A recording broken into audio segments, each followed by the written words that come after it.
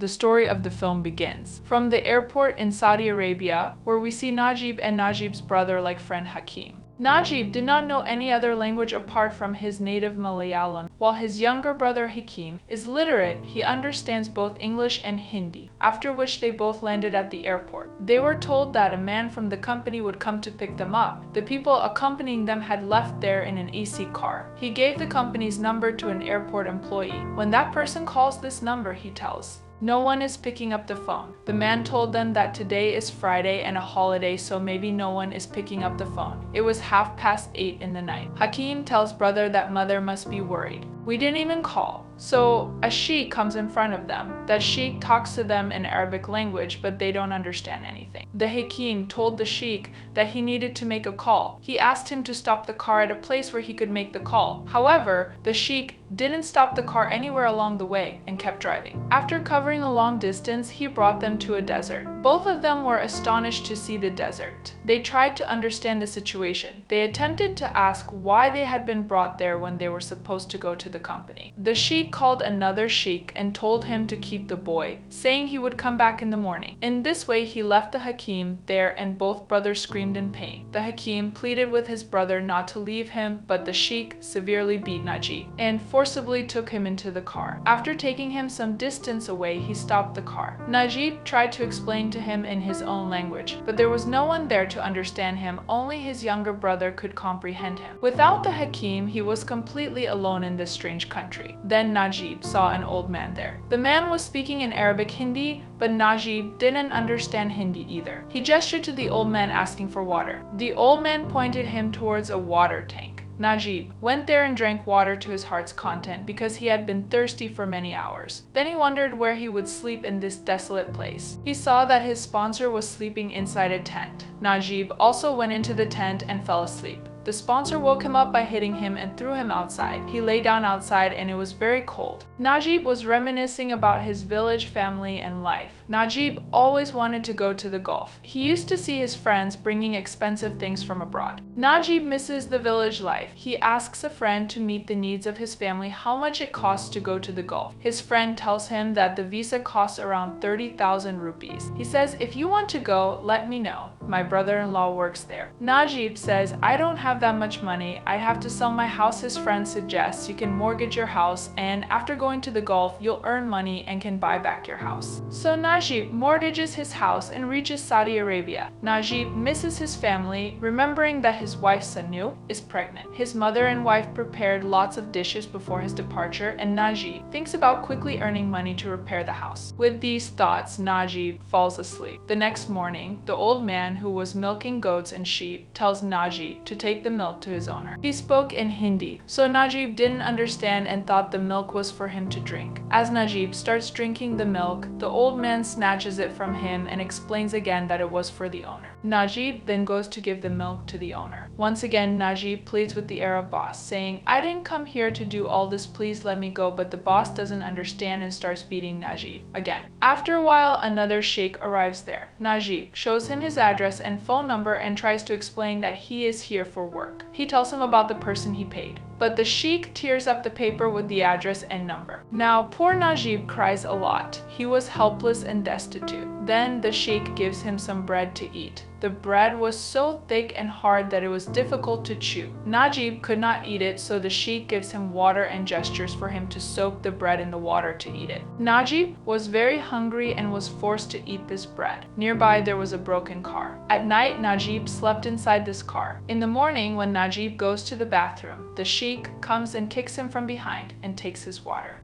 Najib asks what mistake he made this time, and the old man tells him that he buys water from the city, so he doesn't let him use it too much. Then Najib says, "How will I wash my face and clean my body?" The man points towards the sand and says to clean yourself with that. Now his days had become so bad that he didn't even get water for the bathroom. Then a man comes with a water tanker and Najib asks him if he can take him away in his vehicle. Seeing them talk, the sheikh comes with his gun and asks what they were talking about, then hits Najib badly with the butt of his gun, making Najib unconscious. Najib reminisces about the days in his village when he used to swim in the river. Now he can't even bathe. One day Sheikh wakes Najib and tells him to milk the sheep sheep and goats. This was normally the job of an old man, but today he is nowhere to be seen. Previously, the goats would attack him badly, and he would get injured. Gradually, he got used to it and started milking the sheep and goats. If he doesn't do this, he won't even get to eat the coarse bread. He will only get food if he works. Days passed. Najib looks at himself in the broken mirror of a cart. He is not the same as before. His body has become weak. Seeing himself makes him very sad, and he starts to cry. So he goes to a hill to commit suicide. There he sees many vultures tearing apart and eating something. Going down, he discovers that the corpse is that of an old man who used to milk the sheep and goats. He reflects on how poorly a person can end up with no proper burial and wonders if his own fate will be the same. Najib tries to remove those vultures, but they attack him. Najib runs away from there. The next morning, Najib tries to escape again. Sheikh sees him and starts chasing him on a camel. Sheikh shoots at him, but the bullet doesn't hit Najib. Out of fear, he falls down right there. Sheikh hits his feet with the gun so hard that Najib's foot breaks. To prevent him from trying to run away again, Sheikh ties Najib's hands and legs and doesn't give him any water to drink. When night falls, Najib manages to free his hands with great difficulty and starts drinking water. One day while Najib was grazing sheep and goats, it suddenly started raining in the desert. Najib went into a cave with his sheep and started eating his dry bread. He hears some sounds from the other side of the cave. He follows the sounds and goes to the other side of the cave. He sees a man at some distance. The man approaches him. The person is none other than his brother, Hakim. Seeing each other, they hug and start crying profusely. Hakim tells him that he has been kept in several places and is being tortured a lot. Brother, let's escape from here. Najib says, I tried to escape from here, but my attempt failed. In that attempt, they even broke my foot. Now I limp while walking. Hakim says that we have to escape from here, and even if we die in the attempt, it doesn't matter to me. Then Hakim Sheikh arrives there, and Hakim leaves. The next day, when Najib was taking the camel a bit of distance away, Hakim arrived and brought something for Najib. He placed a paper under the sand and limped away. The paper read that an African named Ibrahim lived where I worked. He knew all the roads here. I had told him everything about myself. He said he was ready to help us. Then the three of them met one day. Ibrahim said that in a few days there would be a big wedding for the Sheikh's son, and everyone would be busy with the wedding. We would take the opportunity to escape.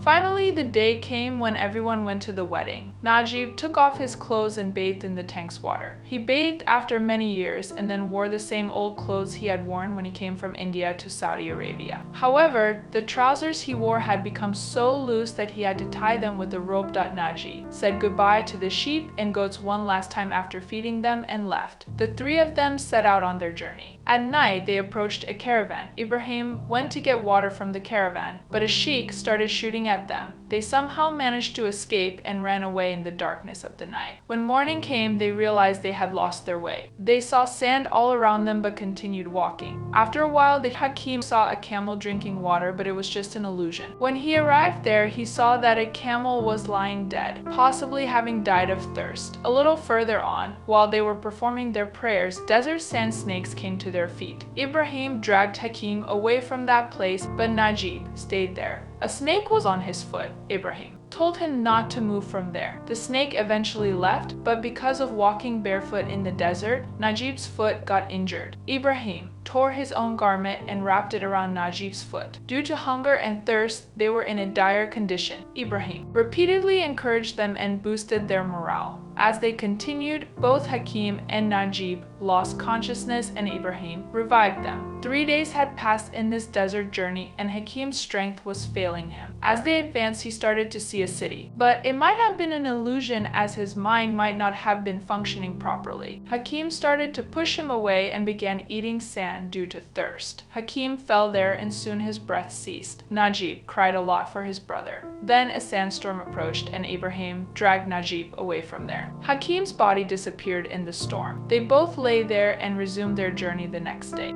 Now, gradually, Ibrahim was becoming weak due to hunger and thirst. After walking a short distance, he saw a pond. Najib, seeing the pond, ran towards it, but Ibrahim stopped him, saying that the pond might be poisonous. Then Ibrahim used a cloth to help him drink water. Ibrahim found a glass bottle near the same pond. He started playing a tune from the bottle, and hearing this tune, some birds came there, which helped them figure out which direction to go. They started walking again, and after a while it became night. Najib's condition worsened, and he could no longer walk. They slept there for the night. In the morning, when Najib opened his eyes, he saw that Ibrahim had left water in the glass bottle for him. Najib drank the water and slowly began his journey. After 2 days, Najib saw a road. He came to the road and started asking people for a lift, but no one gave him a lift because of his condition. Then a sheikh came by and helped him. The sheikh gave him water, put him in a car, and dropped him off in the city. Najib then went to a Malayalam restaurant owned by a person named Kun Jika. Seeing Najib condition Kun Jikit, Jika felt pity for him. He improved Najib's condition and treated him, and he called the number provided by Najib to speak with his family. Najib had been there for 4 years. Due to incomplete paperwork, he was kept in jail for 3 months. Those who had fled from the company were captured and taken away by the sheikh.